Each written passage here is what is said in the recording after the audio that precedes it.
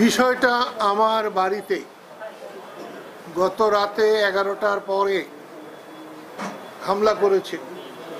কারা করেছে আমরা জানি না, কিন্তু 10-12 জন লোক, এবং তার মধ্যে মনে হয় বেশি বাচ্চা ছিল, ঢিল ছুঁড়েছে, গাড়ি ভেঙেছে।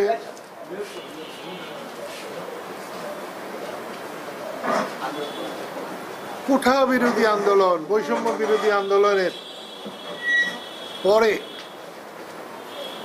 আমরা এই স্বৈরাচারী মনোভাব আশা করি নাই। আওয়ামী লীগ যদি স্বৈরশাসক হয়, তাহলে আজকের অ্যাক্টিভিটিস, কর্মকাণ্ড, তাকে আমরা কি বলে অভিহিত করব?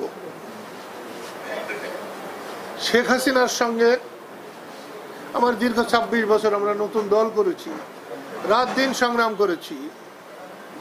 আওয়ামী লীগ আমাদেরকে বহু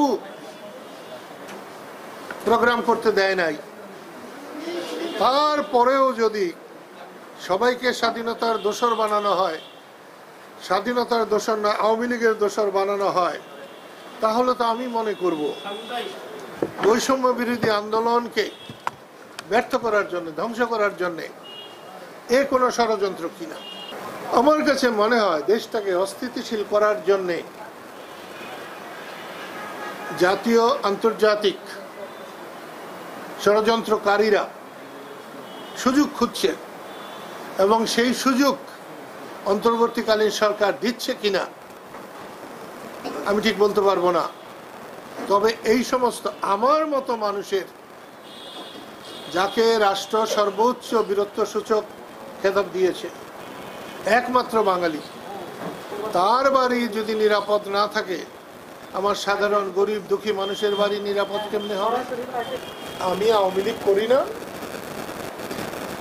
রাজনৈতিকভাবে শেখ হাসিনার সঙ্গে আমার কোনো রকম মিল নেই।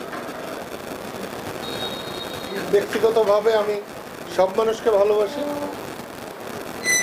উনি বঙ্গবন্ধু শেখ মুজিবের রক্ত, আমি সব থেকে বেশি শ্রদ্ধা করি।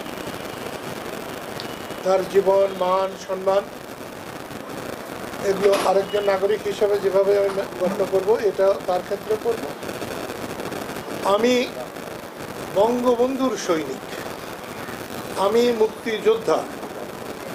আমি মুক্তিযুদ্ধকে সম্মানিত করতে চাই, বঙ্গবন্ধুকে সম্মানিত করতে চাই, এবং স্বাধীনতাকে নিরাপদ করতে চাই, দেশবাসীকে নিরাপদ করতে চাই। এখানে শেখ হাসিনার নেতৃত্বের আওয়ামী লীগের কোনো জায়গা নেই। লড়াই ছাড়া কোনো মুক্তি নাই, এবং সাধারণ মানুষের পক্ষে দাঁড়াতে গেলে অনেক কষ্ট সহ্য করতে হয়, লাঞ্ছনা সইতে হয়। দেশটার একেবারে খারাপ অবস্থা। আপনারা এতজন এত আগ্রহ করে এসছেন, এইরকম একটা সাধারণ মানুষ নির্যাতিত হলে, সাধারণ মানুষ কষ্ট করলে আপনারা যদি ছুটে যান, তাহলে টাঙ্গাইলের মানুষ হিসেবে আমার গর্ব হবে।